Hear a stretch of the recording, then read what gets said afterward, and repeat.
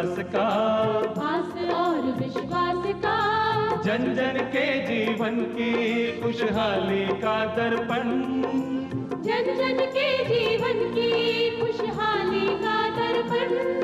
ये है कृषि दर्शन, ये है कृषि दर्शन, ये है कृषि दर्शन। किसान साथियों नमस्कार। कृषि दर्शन कार्यक्रम में मैं आप सभी का हार्दिक स्वागत करता हूं। किसान साथियों, जैसा कि आप जानते हैं, इस कार्यक्रम के माध्यम से हम हमेशा आपको खेती के साथ साथ पशुपालन, मधुमक्खी पालन, दुग्ध पालन या दूसरे व्यवसाय हो उसके बारे में जानकारी देते हैं। और हमारा एक ही मकसद है, किसानों की आय किस प्रकार से बढ़े ताकि उनका जीवन स्तर भी अच्छा हो। और आइए बात करते हैं आज आपके लिए क्या खास है। आज हम आपको बताएंगे किसानों की आय बढ़ाने के लिए खेती के साथ साथ पशुपालन का क्या योगदान है। लेकिन इससे पहले देखते हैं खबरें खेती की, मंडी भाव और कैसा है मौसम का मिजाज। किसान भाइयों नमस्कार। खबरें खेती की में आपका स्वागत है। आइए सबसे पहले नजर डालते हैं खेती से जुड़ी आज की कुछ खास खबरों पर। पीएम किसान सम्मान निधि लेने के लिए कर सकते हैं 31 मार्च तक रजिस्ट्रेशन। प्रधानमंत्री फसल बीमा योजना में लंबित राशि का भुगतान होगा 31 मार्च तक। बागवानी फसलों में रिकॉर्ड बढ़ोतरी होने का अनुमान। और राज्य में 1 अप्रैल से 31 जून तक चलेगा मेरा पशु चिकित्सालय मेरा अभिमान नाम का अभियान। किसान भाइयों, पीएम किसान सम्मान निधि योजना के लिए अब आप खुद घर बैठे रजिस्ट्रेशन करवा सकते हैं। इसके लिए आपके पास अपने खेत की खतौनी, आधार कार्ड नंबर, मोबाइल नंबर और बैंक अकाउंट नंबर होना आवश्यक है। पीएम किसान योजना के तहत पीएम किसान सम्मान निधि योजना का लाभ किसानों को दिया जाता है। इसमें सरकार किसानों के खातों में साल में 3 बार 4-4 माह के अंतराल में पैसा ट्रांसफर करती है। अभी भी कई किसान जानकारी के अभाव में इस योजना का लाभ नहीं उठा पा रहे हैं। अगर आपने अभी तक पीएम किसान सम्मान निधि के तहत रजिस्ट्रेशन नहीं कराया है तो 31 मार्च तक जरूर करा लें। पीएम किसान सम्मान निधि योजना के लिए आप खुद घर बैठे रजिस्ट्रेशन कर सकते हैं। इसके लिए आपके पास अपने खेत की खतौनी, आधार कार्ड, मोबाइल नंबर और बैंक अकाउंट नंबर होना जरूरी है। आप स्वयं पीएम किसान योजना की आधिकारिक वेबसाइट पर अपना रजिस्ट्रेशन कर सकते हैं।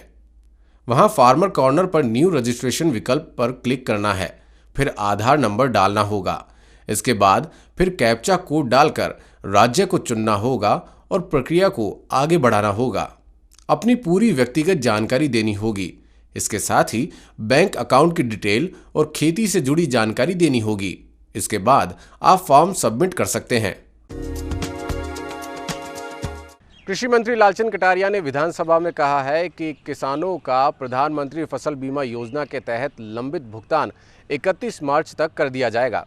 राज्य में किसानों के लिए खुशखबरी की बात है कि अब उनको प्रधानमंत्री फसल बीमा योजना के तहत लंबित राशि का भुगतान 31 मार्च तक कर दिया जाएगा। यह बात कृषि मंत्री लालचंद कटारिया ने विधानसभा में कही। मंत्री ने कहा कि कई जिलों में औसत उपज के आंकड़ों में विसंगतियां पाई गई थी। इसके चलते किसानों को समय पर बीमा क्लेम राशि का भुगतान नहीं हो पाया है। वहीं मंत्री ने विधानसभा में यह भी कहा कि प्रदेश में सितंबर 2018 के बाद भामाशाह पशुधन बीमा योजना बंद कर दी गई है। इस योजना को फिर से शुरू करने के लिए केंद्र सरकार को पत्र लिखा गया है, लेकिन वहां से कहा गया है कि नियमों के परिवर्तन के बाद ही इसे पुनः प्रारंभ किया जा सकेगा। साल 2020-21 का कुल बागवानी क्षेत्र उत्पादन बढ़ा है। यह पिछले वर्ष के मुकाबले 5.81 मिलियन टन अधिक है। प्रत्येक वर्ष की तरह इस वर्ष भी कृषि, सहकारिता और किसान कल्याण विभाग ने विभिन्न बागवानी फसलों का सर्वे रिपोर्ट जारी कर दी है।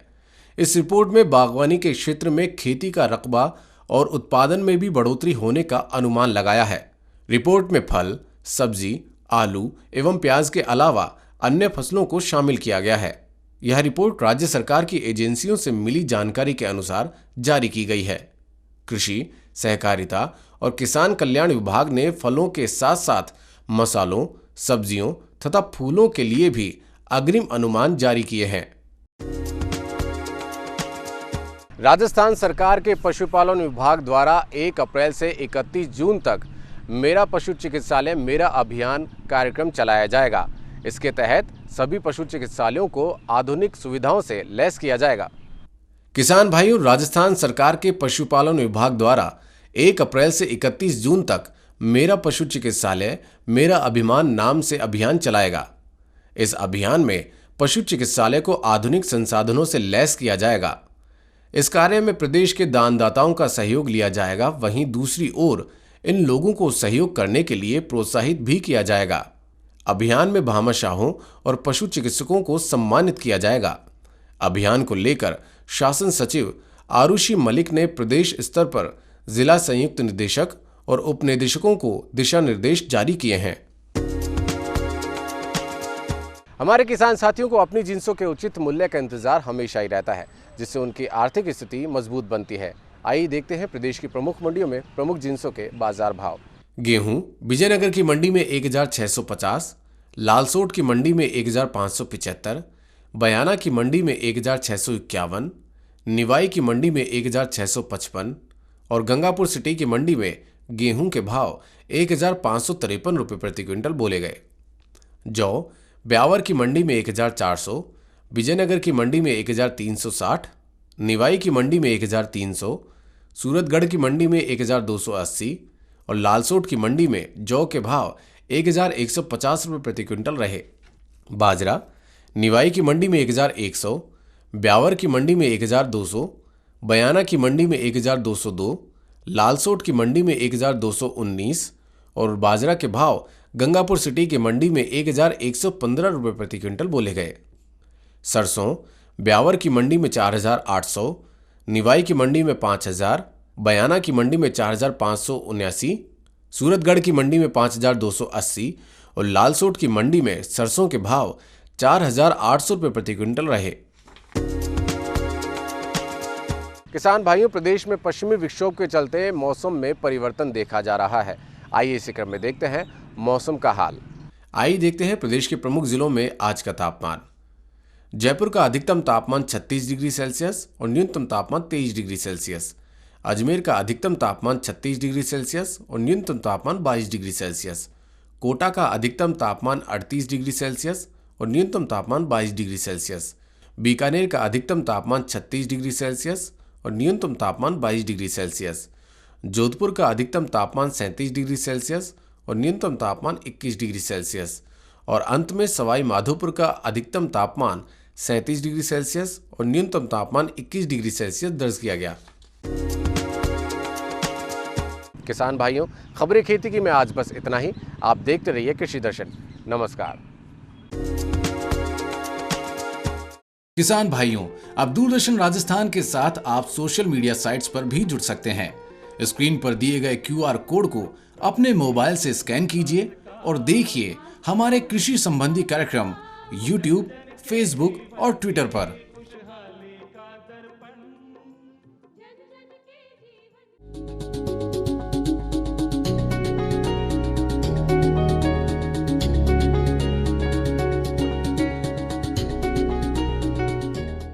कार्यक्रम में एक बार फिर से मैं आपका स्वागत करता हूं। किसान साथियों, जैसा कि आप जानते हैं, हमारा देश कृषि प्रधान देश है और यहाँ की 2/3 जनसंख्या आज भी कृषि पर आधारित है। तो ऐसे में बहुत ही आवश्यक है कि खेती से किसानों को अच्छा मुनाफा मिले। किसानों की आय बढ़ाने में खेती के साथ साथ पशुपालन का क्या योगदान है, इसकी जानकारी देने के लिए आज हमारे साथ में हैं दुगेड़ा के पशु चिकित्सा अधिकारी डॉक्टर दिलेर सिंह। डॉक्टर साहब, इस कार्यक्रम में आपका मैं बहुत बहुत स्वागत करता हूँ। नमस्कार। डॉक्टर साहब, किसानों की आय बढ़ाने में खेती के साथ साथ पशुपालन का क्या योगदान है? देखिए, राजस्थान की जलवायु परिस्थिति को देखते हुए और यहाँ की अर्थव्यवस्था को देखते हुए कृषि और पशुपालन का दोनों का बहुत बड़ा योगदान है, क्योंकि राजस्थान प्रदेश की ज़्यादातर जनसंख्या ग्रामीण क्षेत्र में निवास करती है और ग्रामीण क्षेत्र की जो अर्थव्यवस्था है वो कृषि और पशुपालन पर ही टिकी हुई है, क्योंकि कृषि से पशुपालन के लिए चारा और दाना प्राप्त होता है, कृषि के लिए पशु से खाद और पशु शक्ति प्राप्त होती है। और यही वजह है राजस्थान प्रदेश की कुल जीडीपी का 10% योगदान पशुपालन से है और हमारे देश की कुल जीडीपी का 4.11% पार पशुपालन से आता है। आज हमारे देश में विश्व के सबसे ज़्यादा पशुपालक पाए जाते हैं। विश्व में सबसे ज़्यादा दूध उत्पादन में हमारा देश प्रथम स्थान पर है। बकरी पालन में हम दूसरे नंबर पे हैं और देश की 8.8% जनसंख्या को रोजगार पशुपालन से मिला हुआ है। कम लागत में हमारे किसान भाई अच्छा दूध उत्पादन कैसे प्राप्त कर सकते हैं? भारत देश विश्व में दूध उत्पादन में प्रथम स्थान पर है, लेकिन प्रति पशु दूध उत्पादन अब भी बहुत कम है, तो इसको बढ़ाए जाने की बहुत अधिक संभावनाएं हैं। अगर कम लागत की बात करें तो सबसे ज़्यादा जो लागत है पशुपालन में वो उसके आहार पर 70% खर्च हो जाती है। तो उसको कम करके अगर उत्पादन को बढ़ाया जाए तो वो पशुपालन के लिए भी फायदेमंद होगी और देश की जीडीपी में भी उसका ज़्यादा योगदान होगा। अब उसको कैसे बढ़ाया जा सकता है? अब हम प्रतिदिन देखते जा रहे हैं कि किसान के पास भूमि तो कम होती जा रही है, जिससे उसकी आय कम हो रही है। तो अपने को क्या करना है कि ऐसा आहार पैदा करें जो कम समय में तैयार हो और जिसके लिए भूमि की ज़रूरत भी कम पड़े। तो इसके लिए अपन को क्या दलहनी हरा चारा है उसको उगाएं, जिससे सांद्र दाना है वो कम मात्रा में देना पड़ेगा। सांद्र दाना की क्या मार्केट वैल्यू भी ज़्यादा रहती है। दलहनी चारे में जैसे रजगा है, बरसीम है, लोबिया है, जो प्रोटीन रिच भी है, कैल्शियम फास्फोरस की ज़्यादा मात्रा पाई जाती है, तो उनकी मात्रा को बढ़ा के अपन उन दूध उत्पादन बढ़ा सकते हैं। दूसरा, अपन प्रजनन संबंधी चीज़ों पर ध्यान दे सकते हैं। नस्ल सुधार का हो गया, गाभिन पशु है उसके पोषण का काम हो गया, हीफर है जिसको अपन ओस्तर बोलते हैं उसको जल्दी तैयार करने का हो गया। तो इन चीज़ों को भी ध्यान देकर अपन दूध उत्पादन को बढ़ा सकते हैं। तो हमारे किसान भाई कम खर्चे में पशुओं के लिए संतुलित आहार प्रबंधन किस प्रकार से कर सकते हैं? देखो, ये भी बहुत अच्छा क्वेश्चन है आपका। संतुलित आहार का मतलब ये होता है कि अपन जो 24 घंटे में पशु को जो पोषण दे रहे हैं उसमें पर्याप्त मात्रा में कार्बोहाइड्रेट, वसा, प्रोटीन, विटामिन और जल उसको 24 घंटे के लिए उपलब्ध रहे, 24 घंटे की डाइट में। तो इसको तैयार करने का सबसे अच्छा तरीका है, अगर अपन देखें तो सबसे ज़्यादा तो रहता है ड्राई मैटर का। तो ड्राई मैटर भी अपन क्या कैलकुलेट करके दे, अपन रिकॉर्ड मेंटेन रखें। पशुपालक भाई क्या करता है कि बिना तुले हुए डालता है, ये बॉडी वेट के हिसाब से होता है। जैसे भैंस है, भैंस में अपने को 100 kg बॉडी वेट पे 3 किलो देना पड़ेगा, और गाय है उसमें 100 किलो वजन पे 2.5 kg देना पड़ेगा। फिर आती है बात हरे चारे की। अगर हरे चारे की उपलब्धता है तो अपन जो सांद्र दाना मिश्रण है उसको कम कर सकते हैं। जैसे 5 kg दूध देने वाला पशु है, अगर उसको अपने दलहनी हरे चारे पर रखा हुआ है जिसको अपन बरसीम, लोबिया या रिजगा दे रहे हैं और 30 से 35 किलो की मात्रा में दे रहे हैं, तो उसको अतिरिक्त राशन देने की ज़रूरत नहीं है। तो सांद्र दाने में अपन को क्या करना है, गाय में तो 3 किलो दूध पे 1 kg देना है, और भैंस में 2.5 kg दूध पे 1 किलो देना है। अगर दूध की मात्रा बढ़ती जा रही है, दूध की मात्रा बढ़ रही है गाय में 10 किलो से ऊपर, तो अपने को 2.5 kg दूध पे 1 kg दाना देना है, और भैंस में 10 किलो दूध के ऊपर 2 kg दूध पे 1 किलो दाना देना है। साथ में अपने को निर्वाह राशन और देना पड़ता है। निर्वाह राशन का मतलब क्या है कि शरीर की पूर्ति के लिए विश्राम की अवस्था में जो पशु को डाइट दिया जाता है, जो राशन दिया जाता है जो उत्पादन में नहीं हो, तो वो अपने को गाय को 1 kg और भैंस को 1.5 kg देना पड़ता है। साथ में अगर पशु प्रेग्नेंट है, 5 महीने की प्रेगनेंसी के दौरान अपने को उसे अतिरिक्त कुछ भी देने की ज़रूरत नहीं है। लेकिन 6 मंथ पे क्या फीटस ग्रो करेगा, बच्चा पेट में ग्रोथ करेगा, उसको भी पोषण की ज़रूरत होती है, तो उसको आप स्टीमिंग आप बोलते हैं, उसको अतिरिक्त राशन देना पड़ता है। ऐसे पशु को 1.5 किलो राशन अलग से दो। तो हरा चारा भी हो गया, सूखा चारा भी हो गया, सांद्र मिश्रण हो। साथ में अपने को क्या खनिज लवण, क्योंकि पशु जब दूध देता है तो दूध के साथ उसमें मिनरल्स यानी कि खनिज लवण का भी ड्रॉ होता है, उसके शरीर से निकलते हैं। साथ में अगर प्रेग्नेंट है तो फीटस जो बच्चे को वो ग्रोथ के लिए भी खनिज लवण की आवश्यकता होती है। तो साथ में 50 से 60 ग्राम अपन पर डे उसको खनिज मिश्रण भी दें। तो इस तरह से एक कॉम्बिनेशन बनाकर अगर फीड को दिया जाए, उसी को ही अपन संतुलित पशु आहार बोलते हैं। डॉक्टर साहब, आपने कहा कि पशुओं का उत्पादन बढ़ाने के लिए संतुलित आहार का बहुत ही महत्व है। साथ ही आपने ये भी बताया कि अगर संतुलित आहार को कम खर्चे में बनाना है तो उसमें दाने की मात्रा कम कर दो और साथ ही हरे चारे की मात्रा बढ़ा दी जाए। लेकिन जैसा कि आप जानते हैं, हमारा प्रदेश राजस्थान शुष्क राज्य है और यहाँ पर साल भर हरा चारा मिलना बहुत ही मुश्किल है। तो ऐसे में हमारे किसान भाइयों के पास में कोई दूसरा विकल्प है हरे चारे का? देखो, ये बहुत अच्छा क्वेश्चन है। राजस्थान प्रदेश अधिकतर समय अकाल की परिस्थितियों से गुजरता रहता है और हरे चारे की और पौष्टिक चारे की बहुत ज़्यादा समस्या रहती है। इसके विकल्प के रूप में अपने पास अजोला प्रोडक्शन है। अजोला एक शैवाल है जो बहुत तेज़ी से ग्रो करता है, तो अजोला की यूनिट लगाकर अपन हरे चारे की उपलब्धता को किसान तक पहुंचा सकते हैं। तो अजोला क्या है, एक फर्न है जिसमें कैल्शियम, फास्फोरस, मैग्नीशियम और प्रोटीन रिच है। साथ में उसके लिए स्पेस भी कम चाहिए, जैसे 2 मीटर चौड़ा 2 मीटर लंबा एक गड्ढा तैयार कर ले, उसमें 30 से गहराई उसकी 30 सेंटीमीटर हो। साथ में अपने को क्या करना है, 2 केजी गोबर, 20 ग्राम उसमें सुपर फास्फेट और साथ में 10 लीटर पानी मिला के उस गड्ढे में डाल दिया जाए। साथ में उसमें बाद में अजोला कल्चर, तो कुछ समय में ही अजोला ग्रोथ कर जाती है। तो पर डे अपन जानवर को 1 से 1.5 किलो तक अजोला पर डे चरा सकते हैं, जिससे जानवर में प्रोटीन की भी पूर्ति होती है, मिनरल्स की भी पूर्ति हो जाती है और साथ में उसके दूध उत्पादन में भी वृद्धि होती है। दूसरा अपन अजोला के साथ साथ क्या कर सकते हैं कि पशु जो अपने यहाँ सूखा चारा ज़्यादा मिलता है, क्योंकि हरे चारा का, तो अपन यूरिया और मोलासेज ट्रीटमेंट कर सकते हैं। आपने जैसा बताया कि सूखे चारे की स्थिति में हम पशुओं को यूरिया ट्रीटेड चारा भी खिला सकते हैं। जो चारा पशुओं को खिलाया जाता है, जो मुख्यतः दुधारू पशु होते हैं, क्या उनसे प्राप्त दूध में यूरिया की कोई ऐसी मात्रा बढ़ जाती है जो इंसानों में नुकसान करती हो? देखो, ये बहुत अच्छी बात है। एक निश्चित लेवल तक ही जानवर यूरिया को यूटिलाइज करता है। अगर इसकी अधिकता हो गई तो वो जानवर में एल्कलोसिस कर देता है, उसकी पीएच जो क्षारीय पीएच हो जाती है। तो ऐसी कंडीशन में क्या यूरिया विषाक्तता होती है, और यूरिया विषाक्तता होने पर क्या होता है, जानवर में पॉइजनिंग के लक्षण आने लगते हैं। उसके पीछे की मसल से वो कांपने लगेगी, मुंह से राल गिरने लगेगी, और अगर प्रेग्नेंट जानवर है तो उसमें अबॉर्शन भी हो जाएगा और जानवर का दूध प्रोडक्शन भी सडन घट जाएगा।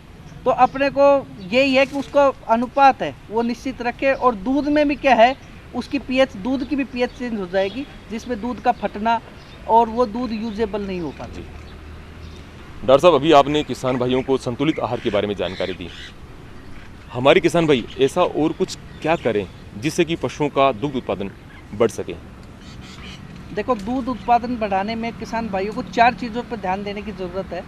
पहला, जैसे आपने डिस्कस कर ही लिया, संतुलित पशु आहार। दूसरा है पशु की स्वास्थ्य रक्षा।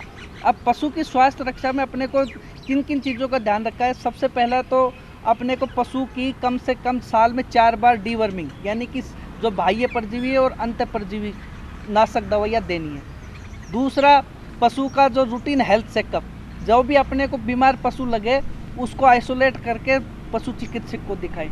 तीसरा, जो संक्रामक बीमारी है उनका टीकाकरण, जैसे मानसून से पहले एफएमडी, खुरपका, मुखपका जिनको अपन बोलते हैं, गलघोटू है, लंगड़ा बुखार है जिसको ब्लैक क्वार्टर बोलते हैं, बकरी है तो उनमें फड़किया, जो ओवर ईटिंग डिजीज, ज़्यादा हरा चारा खाने से उनमें टॉक्सिन्स होते हैं, तो इनका टीकाकरण कराएं। तीसरा है अपने को प्रजनन संबंधी ध्यान रखना है। प्रजनन संबंधी में अपने को सबसे पहला है नस्ल सुधार, मतलब कि अपना जो पशु ताव में आया उसको अच्छी नस्ल के मेल से, नर से क्रॉस कराएं, या डॉक्टर को बुला के कृत्रिम गर्भाधान कराएं। और साथ में उसमें प्रजनन में अपने को क्या ध्यान रखना है कि औसत नॉर्मल क्या होता है कि गाँव में जो अपने को जो संतुलित पशु आहार नहीं देने से पशु हीट में डिले आता है, एज ज़्यादा हो जाती है। लेकिन पशु के अपने को ध्यान देना है कि उसको वो आहार उसी टाइप का दे कि वो 22 से 24 महीने की उम्र में ताव में आ जाए और हीट कंसीव कर जाए। आगे वो ब्याने के बाद किसान को दूध दे और उसकी इनकम को बढ़ाने में योगदान दे। तीसरा, उसमें अपने को क्या ध्यान रखना है, प्रजनन से संबंधित अपने को उत्पादन बढ़ाने में हर गाय से 1 साल में 1 बच्चा और भैंस से 13 महीने में 1 बच्चा, इस तरह का अपने को मैनेजमेंट और रिकॉर्ड मेंटेन करना चाहिए। जैसे अपने पशु आज कंसीव किया, आज एआई करवाई, तो उसको मेंटेन रहे। अगर भैंस है तो 10 महीने तक उसकी केयर उसी तरह से करें। चौथा कारण है प्रबंधन, जो प्रबंधन का बहुत बड़ा योगदान है दूध बढ़ाने में। प्रबंधन में एक तो आ गया हाउसिंग का, आवास। पशु का आवास ऐसा आरामदायक हो जिसमें ना सर्दी, ना गर्मी, ना बरसात का प्रकोप हो, हवादार हो, वेंटिलेशन प्रॉपर हो, बाज़ार के पास की उपलब्धता हो, साथ में बिजली पानी की व्यवस्था हो, साथ में नर और मेल मादा को अलग रखने की बाड़े की व्यवस्था हो, और साथ में जो काफ है, छोटे काफ, उनकी विनिंग करने के बाद उनके रहने की व्यवस्था हो, और दुग्ध दोहन की, दूध निकालने की आधुनिक तकनीक का इस्तेमाल किया जाए। जिससे उसका लेबर भी बचेगा और दुग्ध जो मशीन है, जो दूध निकालने की मशीन है, उसका यूज़ किया जाए। तो इनसे उनका दूध उत्पादन भी बढ़ जाएगा और पशु में जो थनैला रोग है उसकी होने की संभावना भी बहुत कम हो जाएगी। एक बहुत ही महत्वपूर्ण बात वो ये है कि जो पशु, नवजात पशु जो पैदा होते हैं, उनका हमारे किसान भाई किस प्रकार से देखभाल करें कि वो आगे चलकर उनको उत्पादक पशु बना सकें। देखो ये बहुत अच्छा क्वेश्चन है, क्योंकि किसी भी डेयरी का फ्यूचर है उसका नवजात होता है, क्योंकि वही आगे जाके अच्छा मेल बनेगा या फीमेल बनेगा। तो सबसे पहले नवजात के जन्म लेते ही अपने को ये याद रखा, आधे घंटे के अंदर ही उसको खीस पिला दे, लगभग 1 किलो के आसपास। और अगर कई बार क्या होता है कि जो पशु ब्याने के टाइम होता है तो वाटर बैग अंदर ही ब्रस्ट कर जाता है, तो उसके नोस्ट्रल्स वगैरह में जो वाटर बैग का जो लिक्विड है, जो द्रव्य है, वो चला जाता है। तो वो ऐसे पशु को अपन तुरंत उल्टा लटका दें। अगर वो नॉर्मल है तो उसको खीस पिला दें।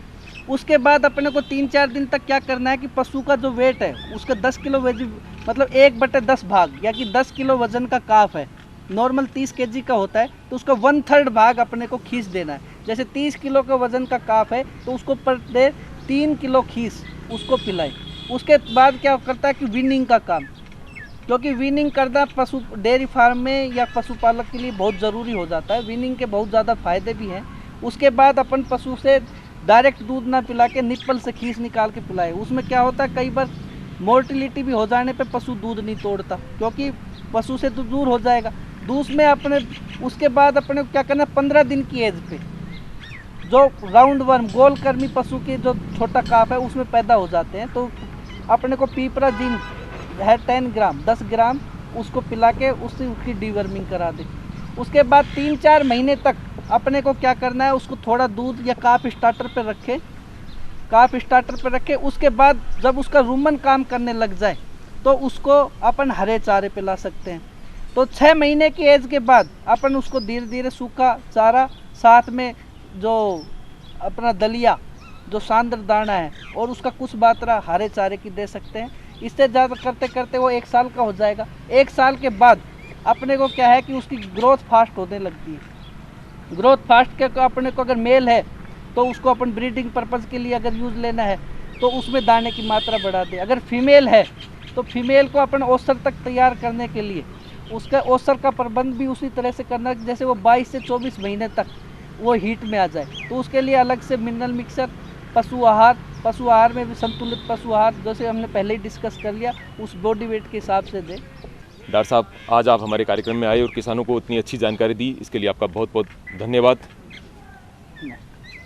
किसान साथियों, ये आपका अपना कार्यक्रम है। इस कार्यक्रम से जुड़ी कोई समस्या या सुझाव आपके पास हो तो आप हमें इस पते पर लिख भेजें। इसके लिए हमारा पता है कृषि दर्शन, DD राजस्थान, दूरदर्शन केंद्र, झालाना डूंगरी, जयपुर, राजस्थान। आप हमें ईमेल भी कर सकते हैं। इसके लिए हमारा ईमेल ID है krishidarshanjaipur@gmail.com। तो किसान साथियों, आज के लिए बस इतना ही। फिर आपसे मुलाकात होगी एक नई जानकारी के साथ में। तब तक के लिए हमें आज्ञा दीजिए। जय किसान, जय राजस्थान, जय भारत।